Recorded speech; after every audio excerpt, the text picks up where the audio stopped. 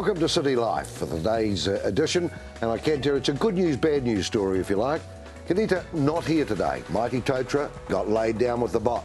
This one here, Pete Smith, probably not a hell of a lot better as a replacement, to be honest, but we will get through the show. Seems to be an awful lot of flu about, doesn't it, at the moment? Everybody seems to be getting quite a nasty strain of it, so who knows? We're into August anyway, so as we move towards spring, let's hope everything gets a bit better. But anyway, what do we got today on the program?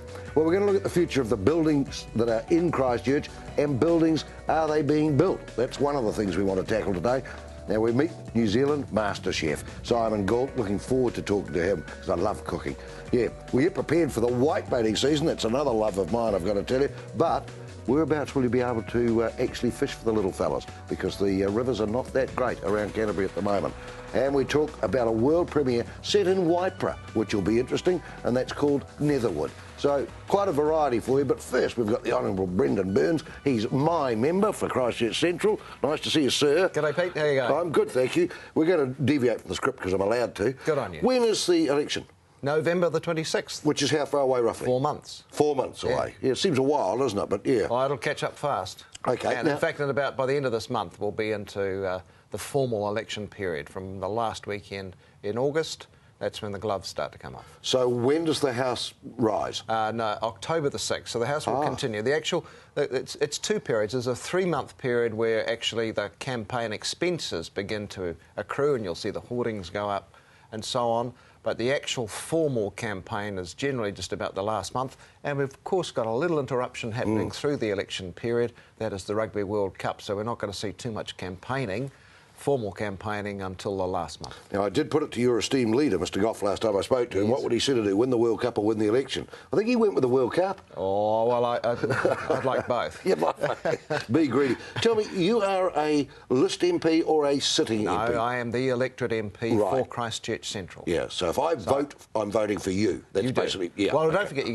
get the 2 votes, don't forget. So you get the vote for the person you think makes the best MP, for the electorate that you're living in, Christchurch Central in my case, and you also get the vote for the party that you want to form the government or be involved in government. Now, that is quite a crucial thing, isn't it? That is. Yeah, that's right. And easily overlooked by a lot of voters, I think. Well, it's very confusing, and sometimes there are misrepresentations. You know, sometimes people pretend to be the electorate MP when they're actually not. They are list MPs, and list MPs are elected from the votes of people from Northland to Southland. Right. But the total party vote adds a few list MPs on top of the constituency MPs. So does Christchurch Central have an attached list MP? No, it doesn't. No, Christchurch Central does not have an attached list MPs because list MPs are not attached to electorates. Some people like to make out that they are attached to the electorates, but under electoral law, they're not allowed to pretend that. Now, a referendum as well? Do we have that as well? We are having a referendum on the future of MMP. What does that actually mean, though, to be fair? Well, 90% we all say such and such. Will it ever happen? Yeah, well, look, it was a commitment when the electoral reform was introduced that we'd have a referendum to see how MMP is going. The voters have got that chance to indicate what they think. That's appropriate. You know, it is a democratic system that we've got. MMP's been in place now for 15, 16 years, so it's a chance for the people to say, do they think it's working, do they think it's not working? But do the government actually have to heed that? Oh, look, any government that didn't heed a referendum of a majority of the people would be very, very foolish. OK, we're going to talk about buildings today, obviously, and I must admit I drove through Christchurch yesterday and it appalls me. I've forgotten what some of them were that aren't there, where are we at, mate? Oh, look... It's pretty dark days in the inner city at the moment because obviously the demolitions are gathering pace. That's got to happen. Absolutely understand and respect that. I am the MP for the central city. My concerns are twofold. One is I think we've got to get some sort of stand around keeping at least a portion of our heritage. And in early March, Minister Brownlee said we're only going to need 4 heritage sites across the city, the 2 cathedrals, the provincial chambers and the arts centre. Well, I want to keep those, don't get me wrong, but myself and a group came together called Iconic, which said actually we need more than 4 sites. And we did a survey, we got eminent architectural historian Dr Ian Lockhead involved, and we looked across all of the landscape, all of the classified and non-classified buildings. 40 buildings. 40? 40. Yeah. That list was sent to Jerry Brownlee. Yeah, Jerry Brownlee said it was realistic. Oh, well, he said it was reasonable. The trouble is, Pete, we're now down to about 12 still standing. That's of the creme de la creme. Of your 40? Of the 40 best, most important heritage cities in the inner city, they've gone. They've already gone. Who authorised that? Well, obviously, some were already damaged as of February 22. Some were further damaged as of June 13th. There is nothing really that actually intervenes to save these buildings. Look, think about the Guthrie Centre in Cashel Mall. Beautiful 19th century Venetian building. Might disagree with you, well, but that's you may okay. not like, No, it's not a matter of like or not like. It's not actually a facade that registered with me when I went up near the mall. That's all I mean. Well, probably is a beautiful thing, but probably because there was such a lot of modernish buildings around it. That's what I was meaning. But actually, if you ever stood back and looked at it, it was an extraordinarily beautiful building. $500,000 was offered by a heritage trust to try and save that building. The owners looked at it and said, look, no, just not enough. And I can understand that because they're looking down the barrel of a 2 to 3 year period where they've got to wait for the city plan to come through before they can start implementing the plan, before they can get a new building or a repaired building underway and tenanted.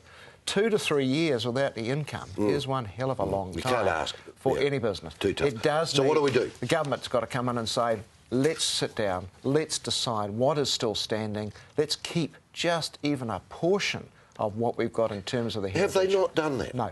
That's surprising, isn't it? No, it is surprising. Yeah. And look, tough times, and we're not trying to save buildings that are dangerous. We're simply saying some of this stuff, if we, in a generation's time, maybe too long for you and I, but if our children look back and all of the buildings have gone, and that's the direction we're going in now, just about all of them have gone, and there is nothing there of the Christchurch that was standing on September the 3rd, February 21st, then I think they will look back and judge us very, very poorly.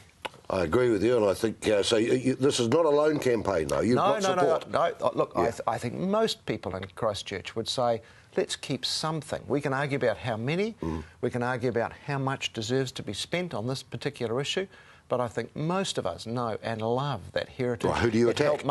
I'm not... Who do you put it to and say, hey, listen, stop? Let's make clear, it's not about attack. It's working together on these things. It's got to be government, it's got to be council, it's got to be opposition, it's got to be groups that believe in these things, it's got to be the building owners. But government, in the final analysis, are the people who can bring these kind of things together much better than anybody else. That's a staggering stat, though, of someone running roughshod, isn't it? Well, it's... Look, there's a lot on the plate of government at the moment. I accept and acknowledge this, but this is one thing that if something isn't done, and it might only mean mothballing the buildings, putting some props in place, leaving them there. In some of the European cities, when they were bombed after World War II, it took 20, 30, 40 years for those sort of buildings to be restored.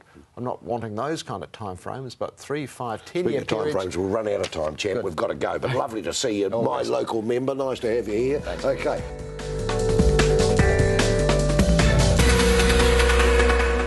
My guest he's young, he's passionate, and he's only been in this business 5 years. But boy, when you talk to him, he's a dynamo. Jade, Kirk, lovely to have you. You got your own company. Tell us a little bit about starting that up.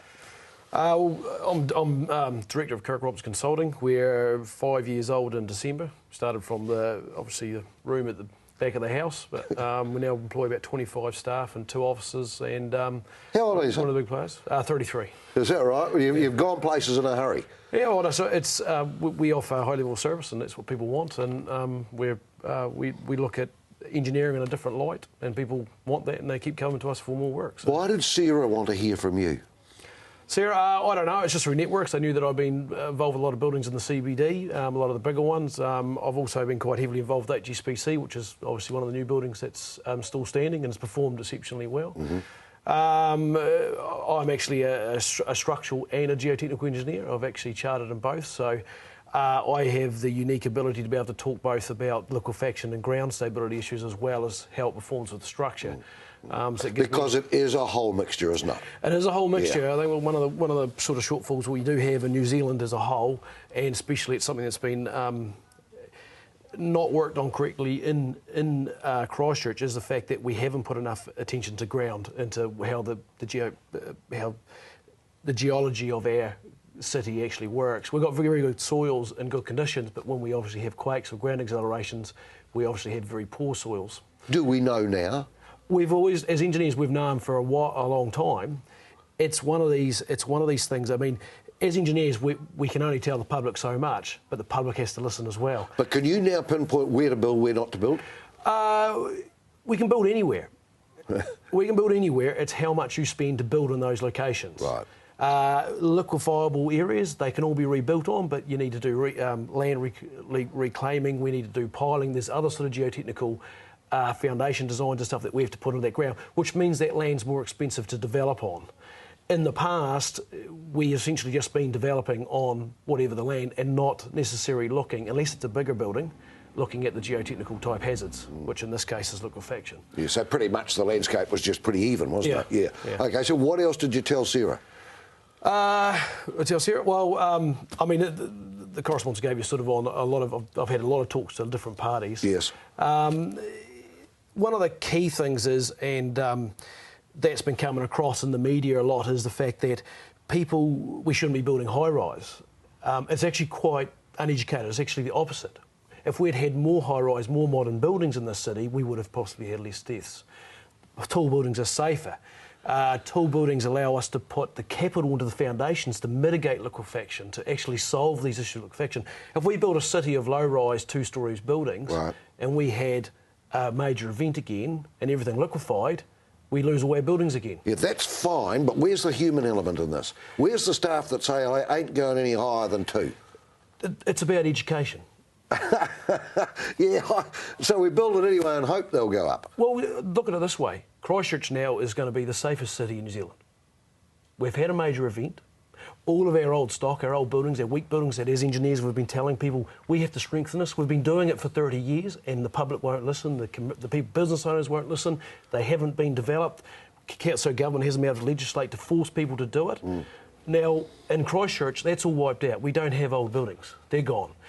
Everything we build now is going to have decent geotechnical design put into it. We're going to have new structural codes, designs to our new structural codes, everything. Our buildings will be safe. It's exciting, Jade, isn't it? Oh, it's exciting. We will have a safe city. It'll be the biggest... I mean, the scary thing is going to another city in New Zealand now, which still has old buildings, which haven't been strengthened. Are you frustrated at the moment by the lack of push? As in push, as in... Getting things done, getting started. Yeah, there's a lot of issues out there. There's a lot of issues in CBD. People don't realise how many buildings are going in the red zone. And I think it would be good for possibly Sarah and government to start talking to the public about what's going to happen when those cordons go down. Well, we are going to get a city plan, aren't we? That's going to go to everybody. Is that enough? Yeah. How the city plan thing, I'm not sold on it as an engineer yet. The key thing I look at is that the city plan could make people, if it's not done right, could make our inner city go broke overnight. And a key example is if the central city, most of those areas now have 40-metre height restrictions. If they come out with a new city plan saying that is only now 15 metres, well, that land value was based on that height restriction, on the amount of densification and capitalisation you can do on that land. So it doesn't stack up, does it? So if you've done it, all of a sudden the land is worthless, and we can't actually rebuild on it. Yeah. So what will happen is that people will walk and will lose that ability to investment and grow our city. You're passionate about the city centre, though, aren't you? The city centre's got to stay. What people don't realise is that, the city centre's been there for 100 years. Okay, over those 100 years, we've been developing roads and thoroughfares and services and ways to be able to manipulate people in and out of the city. All right? You can't just move that overnight. That's a 30 to probably $60 billion problem to start moving it. So the ideology of moving the city is... I think most people do want to have a central city, don't they? You've got your CBD. Yeah, that's where the lifeblood of the city is. Yeah. I mean, the exciting thing about it is that this is going to be 10 to 20 years to fix. That's what you reckon? We're going to be at least that. Right. And even to get back to there, we're still the 10 to 20 years behind where we were. We've done all that work. We're only back to where we are now. Yeah. The difference being is that we'll be able to build a city that's actually rejuvenated. We can actually bring people to live in the city. We can bring more retail back into the city. And we can do it in a way that we're creating environments where people want to walk, more open streets. How excited are you saying you're 33? Oh, well, not excited. I mean, It's a bonus, isn't it? I mean, you put 20 years on, you're 53, for God's sake. Well, I think you put it this way. I mean, we went to university and we do, you know, and through university you learn about earthquakes and damage, and we've seen all the photos that's happened in Japan and America, you know, but San you have Francisco. the sharp end of it. And then, you know, and it's quite interesting that I'm involved now where I actually get to see it. Yeah. See what's failed. Gee, yeah. And see what's going on. And it is exciting. And the exciting thing about it too, engineering-wise, is it's the rest of the world now will be focused on Canterbury. Correct. It's a showpiece for the world, isn't it? The universities all over the world will be looking at buildings that performed. You know, the rest of the world will be wanting to take those design philosophies and use them somewhere else. Our engineering here is very, very good. Right. And one of the things I should put on the thing is that we need to build big. The reason we build big, that's where the technologies come from. You've got me so excited, young man. I wish I was his age and be able to see all this. We'll take a break. I'm exhausted with his enthusiasm.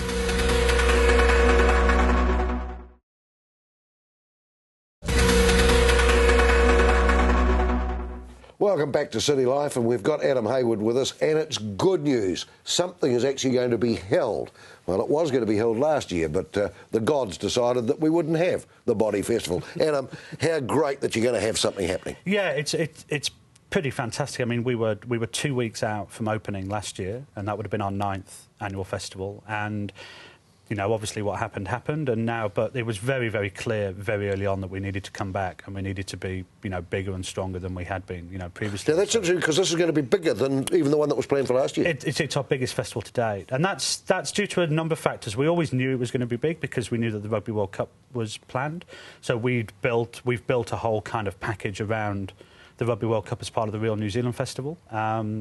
And, you know, we've been growing the festival since we started it in 2002. So we've grown from about 1,500 participants in the first festival up to 2009. We had just under 24,000 people take part. What do you got this time? You name it, we've got it. There's 20 shows. How many people? Oh, we'll aim for probably over 35,000 people taking part. Yeah. That's stunning, mate. The goal has always been 10% of the city's population by 2012. Gosh. So you're not far from it. We're not far off. No. What are we going to see? It's so diverse, though, isn't it? I mean, it's not really just a question of what you're going to see, because one of the main focuses of the festival is not only the chance to watch stuff, but it's also the chance to participate. So this year we've got 20 shows, but we've also got 80 workshops. So we've got shows ranging from competitive ballroom. We've got the Dance Sport Championships out at CBS Arena and the South Island Salsa Comps at the Aurora Centre, right through to some of the best contemporary dance you'll see in New Zealand, which we're using the Events Village in Hagley Park, the Geodome structures that are being put up there. What's caused the explosion? I think dance over the last probably 5 to 10 years there's been an awful lot of Hollywood films that have featured dance. If you think of Step Up, if you think of Stomp the Yard, if you think of, you know, films, you know, all of those kinds of films.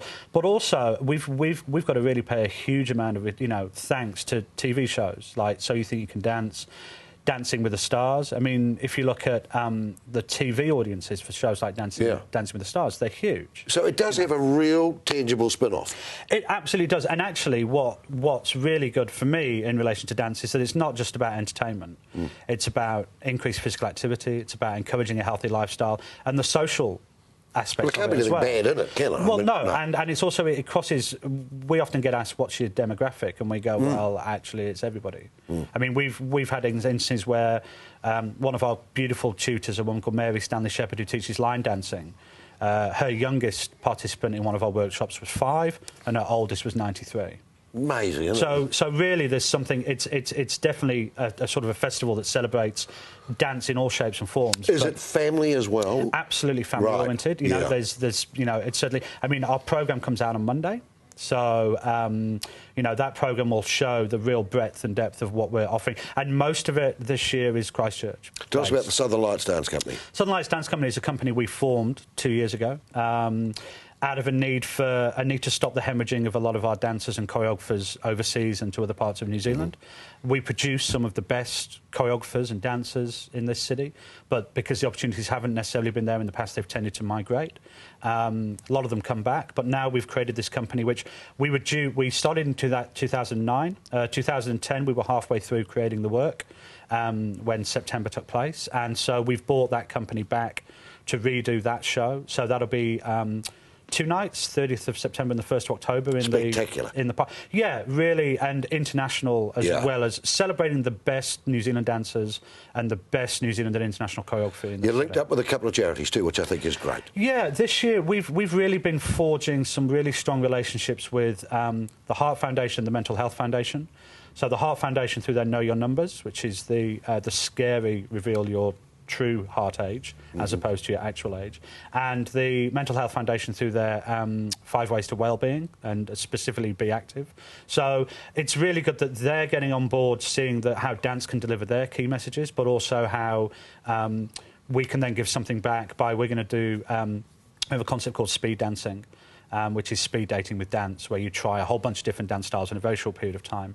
And one of those instances during our celebrations for the Rugby World Cup in the Garden Variety project that we do in Hagley Park will be a Les Mills Shabam class, which will be an official fundraiser for those 2 charities as well. Great. So Great to have them in behind you. I think that's... Absolutely, yeah. I mean, and it opens us up, you know, to a whole other kind of arena in what dance can do. You know? Tell me, guys are embracing it? Yep. I mean, obviously the demographic is a lot more focused on females and youngsters. But you'd be surprised at how many guys begrudgingly get dragged along to a salsa class. Would you be surprised how many women buy class tickets for guys to go? No, I would not be surprised. It amazes me. In any way, shape, or form. Yeah, no, it's great. Hey, listen, before you go, you guys can't win the Rugby World Cup, can you, Poms? Well, I've always quoted that. Just yes or no? No, but then neither can you. Who is? I wouldn't be surprised, as much as I hate to say this on New Zealand soil, that Robbie Deans has pitched that team just to win this tournament. Mate, enjoy your festival. You're so enthusiastic, and I think it's wonderful that so many people want to participate. It's been a pleasure. There we are. After the break, we'll move to another thing that's been picked up by television. That's the master chefing side. Boy, that's taken off. Simon Gault is our guest.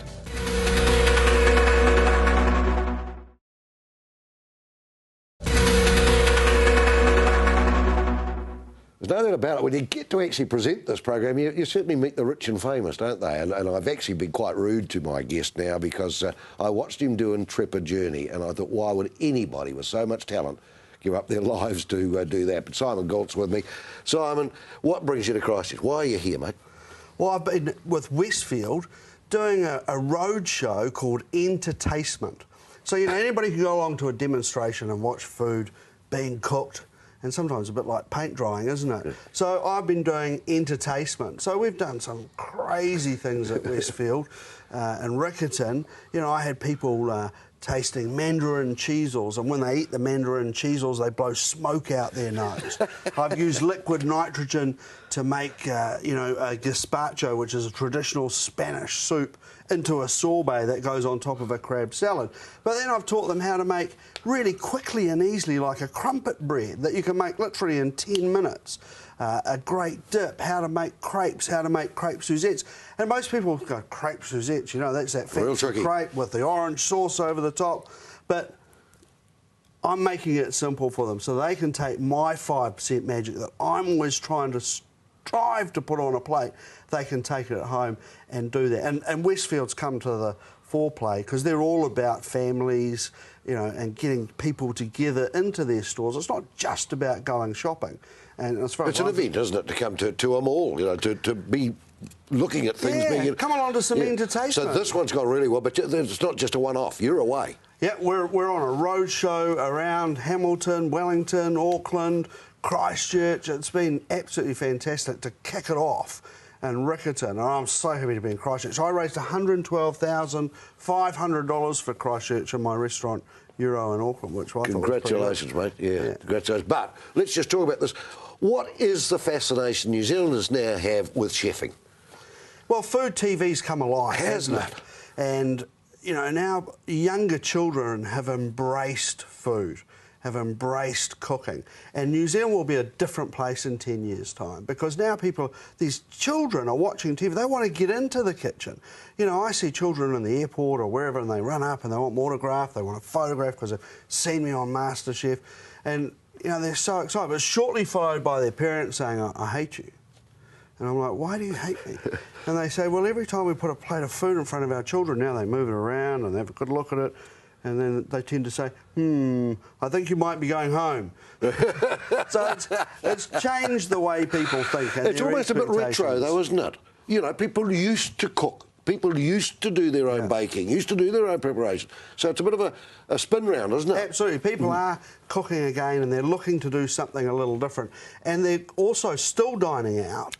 But when they dine out now, they're far more critical. And I think that's a great thing because that's going to improve the standard of our restaurants. Because we're going to rise up to this challenge and we're going to meet it, put ourselves on the world plate in the arena of food. Simon, what you're showing them at the Westfields as you go around the roadshow for Open, is it complicated or are you making it so that it's acceptable to anybody? I'm doing rocket science that nobody can do at home and they'll go, God, we can never do that. And I don't want them to do it. But the large part of my entertainment demonstration that I'm doing in Westfield is all about showing people simple things that they can do at home to put 5% extra magic on their plate so that they look like a rock star when they cook.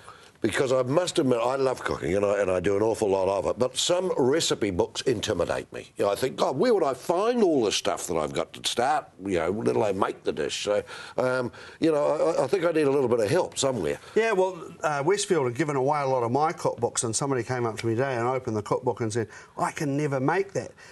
The key is not to be intimidated by the photo, is to go to look at the recipe and there might be 5 different parts to a recipe and that's a lot to take on, but there might be the greatest mashed potato recipe in there with a few secret ingredients like getting a little bit of nutmeg into your mashed potato, heating your milk up before it goes into the mashed potato, melting some butter in that milk that goes into the mashed potato. Use a cookbook. Why should you give all your tips away?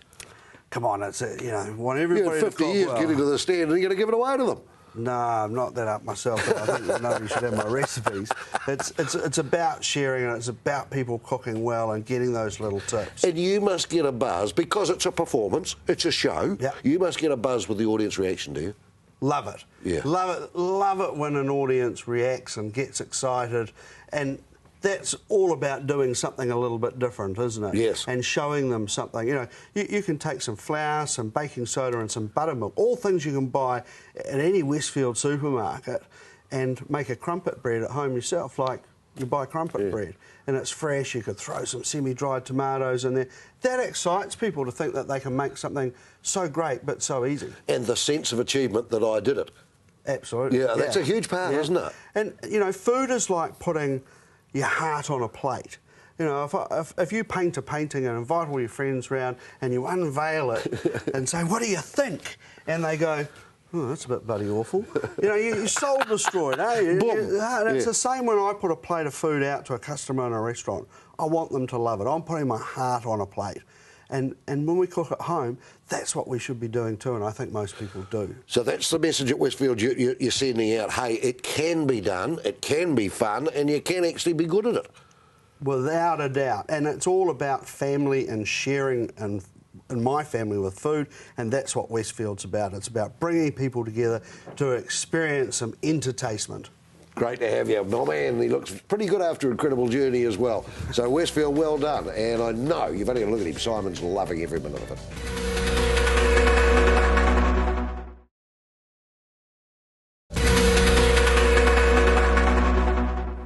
Cholmondeley Home, well, it's an institution, isn't it, in Christchurch? Everybody knows it, but how is it? That's more important. Joining us is Sarah Barra from Cholmondeley Home. First question, how is the home? The home itself is broken, but Cholmondeley, which is the essence of the children and the work that we do there, is going brilliantly and stronger than ever. So it's an interesting time for us, actually. The aims and objects, just refresh me again, the aims and objects for the Cholmondeley Home was what? So Cholmondeley's about valuing our children, so that's our vision. So what we are interested in doing is offering children an opportunity to have a break when things at home are really difficult or stressful. And that could be a million different types of stresses. Some of it we're hearing at the moment, a lot of earthquake trouble, so overcrowding in the home, poor living conditions, displaced children, stressed out families, So we'll take those children for anywhere from 2 days to 14 days, and then they have an exciting adventure of a time at Cholmondeley. They do like a bit of rock climbing, stuff like that, a bit of adventure-based learning, and learn strategies to cope better in their home environment when they go home again. Fair to say you're never going to run out of clients, are you? Never ever. No. And the it's list is growing. Well, yeah, and it always will. You know, we've got to we live in this society, and there are certain things that are always constant, you know, in society, and one of them is always going to be pressure inside a home, and for a family unit, our interest is in keeping that family, is in intervening early and keeping that family together as much as we can. So how have you managed to do that post-earthquake? How have we managed to do that? Well, I think by changing some of the way we care for children, probably. So instead of having as many numbers as we used to, Cholmondeley used to have about 28 children a day. Up to. So instead of having that many children, we look at the priorities and the needs, and we reduce the number of children to around about 18. And so what that allows us to do is have a higher ratio of staff to the number of children, and to be able to really get in there and understand and make a difference. But you've actually had to move the children, haven't you? We've shifted them physically from, so Cholmondeley, the home itself, which is broken and will be being deconstructed, that is good for the kids. So they're up at Living Springs, and they've been there since March the 21st. And loving it. Adoring it. Yeah. Yeah, absolutely adoring it, yeah. So always a silver lining, isn't there? No, look, there really Yeah, is. There really, really is. And look, I think it's a good time for Cholmondeley, because we're in a place now we can really go, go, go, you know. We've got a great philosophy of care, our board's good, staff are good, kids are happy. Right, OK. How's the funding side of it? Yep. Always a struggle. It's always a struggle. And, look, you know, for me, I think I'm so conscious of that. The community in Canterbury is what gives us $1 million a year. It's phenomenal if you think about it. No other charity has a setup quite like Cholmondeley does around its funding. It's you know, so community supported. But you work jolly hard at it. Yeah, definitely. And so we should, because the kids damn well deserve to be cared for and looked after the best that they can be. Absolutely. You've got to have the passion like you've got, which is great. OK, what do you got coming up? So what's coming up is Canterbury's biggest morning tea.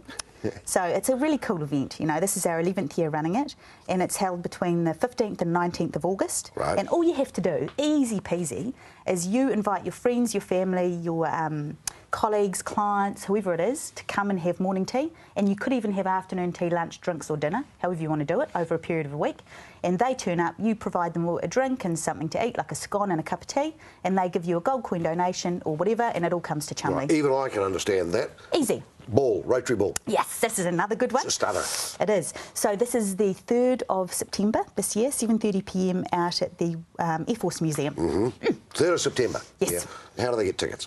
They purchase them through a gentleman called Neil Blanchfield. Yes. And his details are on our website. Right. But he also has a business called Great Events, and it's through the Christchurch City Rotary. Right. So just the dates of the breakfast idea again, which I think is great. That runs for a week. Runs for a week, 15th to the 19th of August. Right. And then the fun night, the ball. And the ball, the beautiful sparkly black tie ball, will be the 3rd of September. What's the theme this year, do you know? They're not having a theme. The theme is about the need is greater than ever. So it's about us having a beautiful room. So it'll be beautifully dressed. It won't be in theme. And it's about Cholmondeley, really, this year. It's about the children and what we're doing and that kind of thing. Now, I was lucky enough to be involved, but in 1974, the largest sporting event ever in New Zealand was held, called the Commonwealth Games. That's right. What have you done about that? Well, we didn't do anything, No. but this incredible guy called Mark Tudhope actually contacted us, and he's had this dream to have a song that represents caring for Canterbury, basically, for Christchurch after the earthquake, called Join Together, originally written by Steve Allen, rewritten, re-released for Christchurch,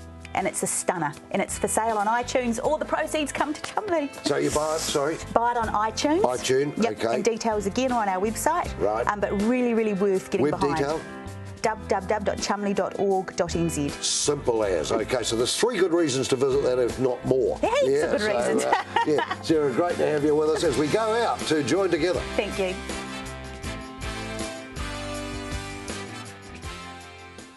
Welcome back. The Medical Officer of Health here at the CDB is Alistair Humphrey, and we're just chatting. We move on from MasterChef to one of my other favourites, which is whitebait, but we're going to talk about that in a minute.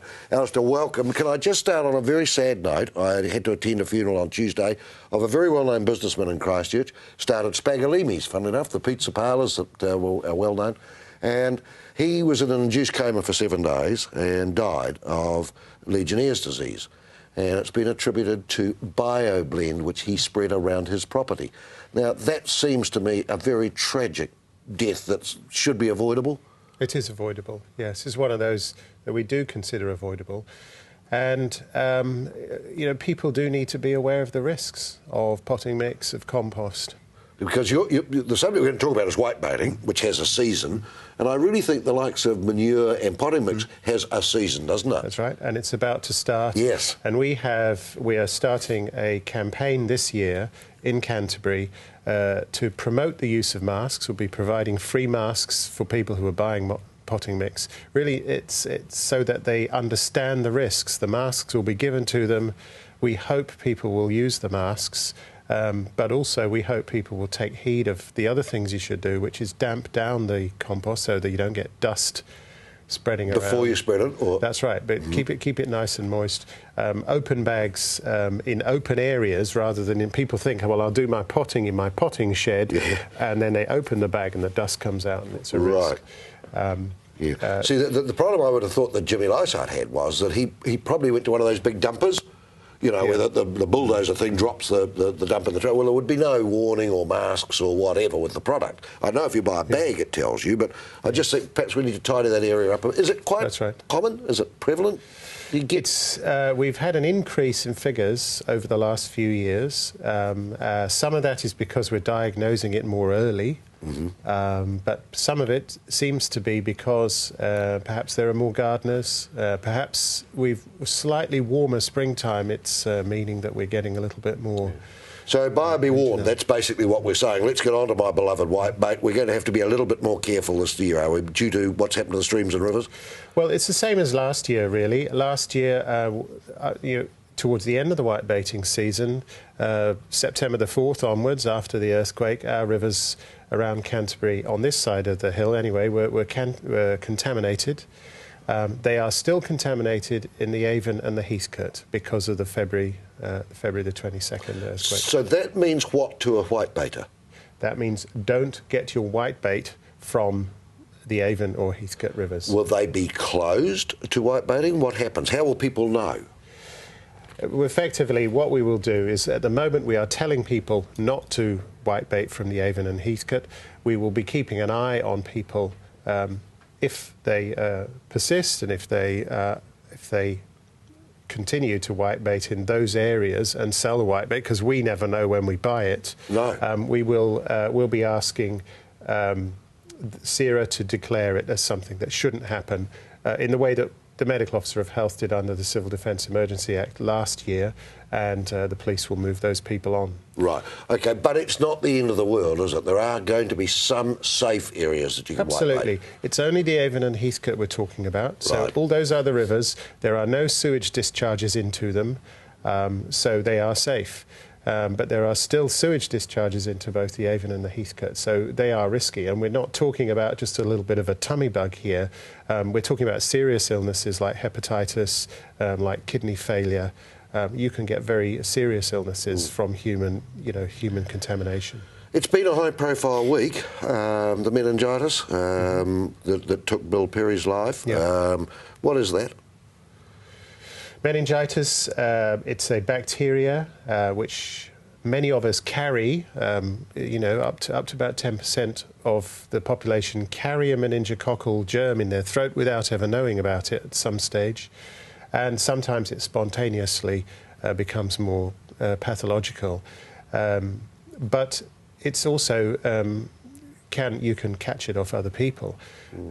So when we get a case, when we're notified of a case, we have to decide very, very quickly, is this a spontaneous case, or could this have been transmitted from someone else? And that's where all the work went into earlier this week. It's what we do, it's what public health does. We work a lot faster than the laboratories because the labs take quite a few days to produce a confirmatory result. So the public health team have to get to work very, very quickly. But you've got the power to step in. Yeah, certainly will. Our responsibility is to step in, actually, to ensure that there isn't transmission between people. So we had 24 hours of activity where we were tracking down the teenagers of Christchurch to see if there'd been any links between these families. We were satisfied after that there wasn't, and that these were two unrelated but spontaneous cases. Alistair, I'm sorry that you had to come in, and we ended up covering quite a range of things, but it's been quite a week, really, hasn't it? It has, in many, many ways. Yep. So just the two river warnings again. Yeah, Avon and Heathcote. Right, no Please doubt. don't take your whitebait from there. Enjoy your whitebaiting on other rivers this season. All right, let's just hope we jolly will get some, that's all. Never mind. Enjoyed having the medical officer of health with us, and as I say, we covered a few more areas than perhaps we intended to. We'll be back after the break.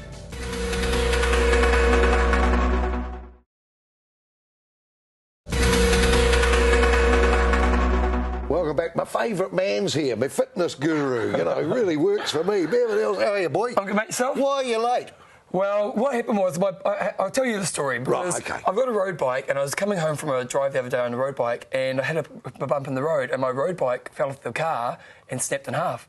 Yep. And so I'm on a mountain bike, which turns out is a lot slower, and everywhere I go it takes about 10 minutes longer, and So roads are not good, are they, at the moment? No, they're, especially for cyclists. That's what I'm saying, yeah. Yeah, especially for cyclists. There's two areas, is that for road cyclists, you know, Christchurch is such a great place to train because we've got so many kind of options for where to go, whereas a lot of those options are closed off right now in the Port Hills and places like that. So that's one thing.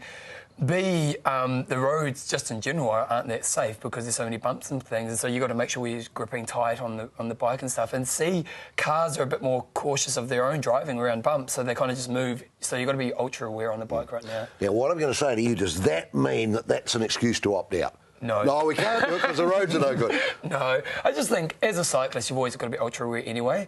And I think when it comes to being a cyclist, you've also got to be really good at looking at cars' eyes. You know, you're always trying to see the driver's eyes so that they see you, because you've got to think that they don't see you. It's your job to be safe. So But what you wanted to talk about today was, it's quite easy to say, look, we won't bother today. Yep. And I'm just saying, the potholes are reason. Don't need to do it today. Yeah, no, I suppose one thing I wanted to talk about today. Last week, there's a lovely camera lady here called Penelope, and last week at the end of the session where we talked Who has a boyfriend, I'm sorry. No, I'm it's taking just his role, a actually, bit- Pete, so right, careful. Cabin boy, Tom.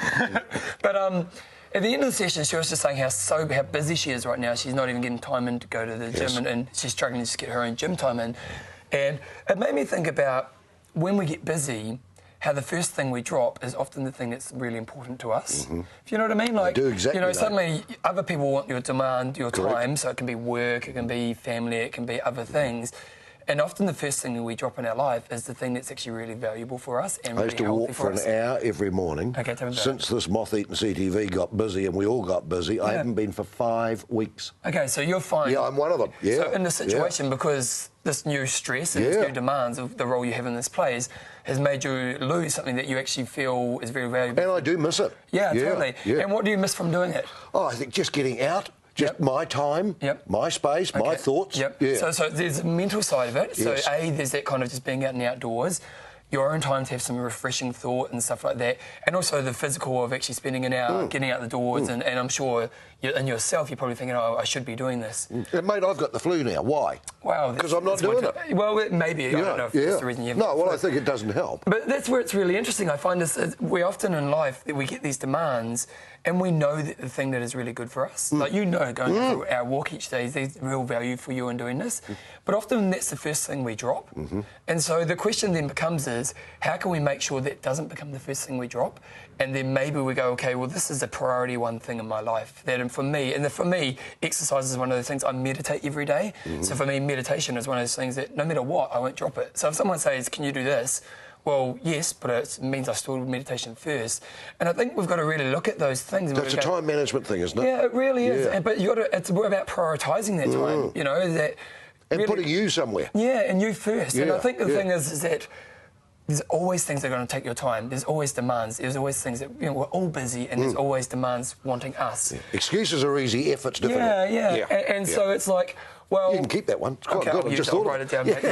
But it's like, how do you then make that your priority? You know, how is it that Pete can always say, no, first of all, my arrow day of my walk's my first, and then other things work around this. And for me, when you're doing that, Pete, are you healthier? Mentally, very much so. Yeah. And so how can you make that a way that you're always going to be more healthier in your day? And for me, it is really about prioritising that time. You know, for me, I won't give up my meditation and I won't give up exercise. So if you want my time, you have to do it in the things that I have to make work. On the bright side, though, the days are definitely getting longer, aren't they? Which is great. You know, we'll have daylight saving soon, so we should be able to put ourselves in. If we're going to finish off is, what are the things you're saying yes to that actually aren't that important? Work. Well, okay, you also how much work is important. Yes. You know what I mean? Like if, you might say yes to everything and you drop your hour of walking. Well, what are the things that you are saying yes to that actually aren't that important that maybe someone else could do more effectively or better that can allow you to have that time? So A, how do you prioritise your time so you're not losing the things that make you feel valuable? And then what can you lose that actually is not that important so you can put that time back into your day? Starting to feel better already. Oh, Thanks for coming in to see us. Bevan Eyles, he's always chirpy, isn't he? Love him.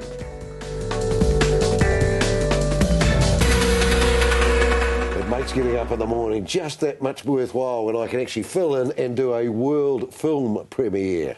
How's that? Eat your hearts out, Owen Black. Well done, mate. Waipara. Why Waipara for the film? I grew up in Waipara.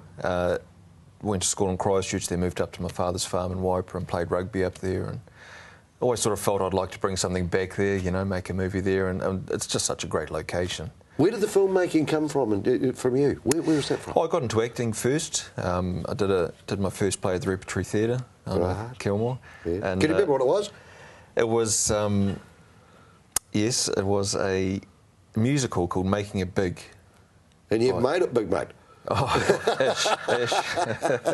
Yes, well, because I remember mine was The Diary of Anne Frank, so way back then, so I can remember that. Was that the Repertory Theatre? Yes, it was, yes, yeah. Right. Wonderful old stomping ground, the Repertory Theatre, but I loved it. Yeah. Okay, but filmmaking was, did you have a background in it? Was it all family-wise? No, not at all. Went straight from farming to acting, basically. How was that accepted?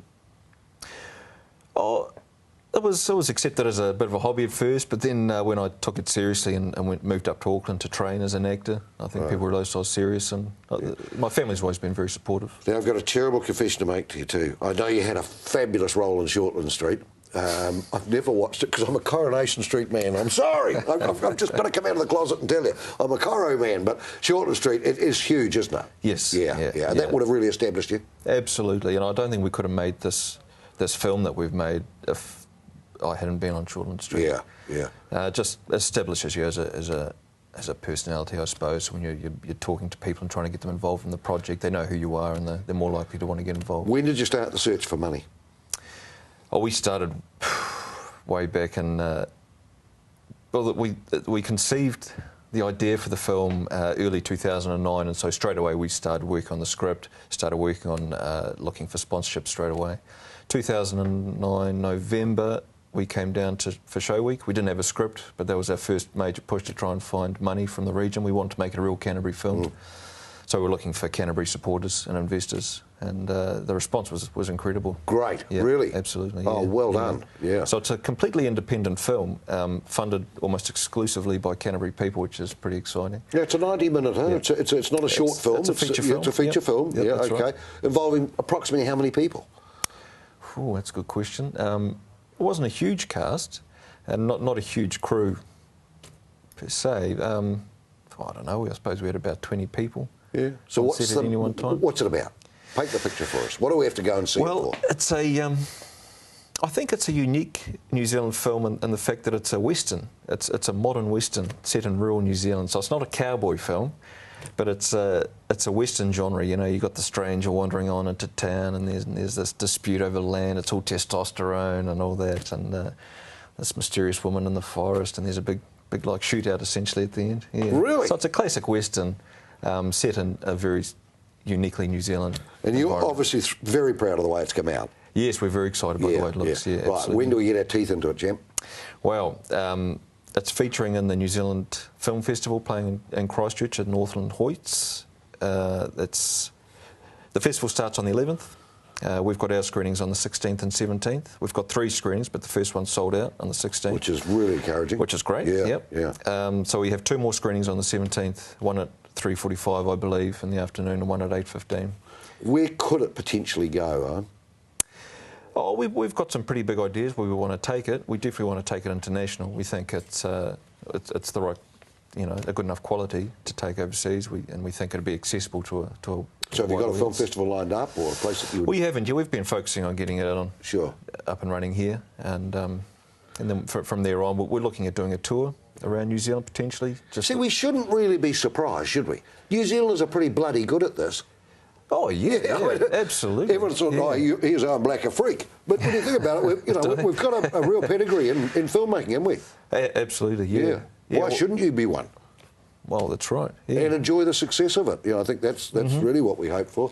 Been wonderful to have your company, mate, and I wish the film all the very best. 17th of August we can go to Hoyts and see it, but get in quick. Get in quick. Okay. Well, a big good night to Kanita today, and I've thoroughly enjoyed it as always. So don't forget, get in touch with us anytime you like. You can do it at, on Facebook, you can do it on Twitter, I think. You can do it on any jolly way. I don't understand it all. But it's been great to have your company. Let's hope she may be back tomorrow.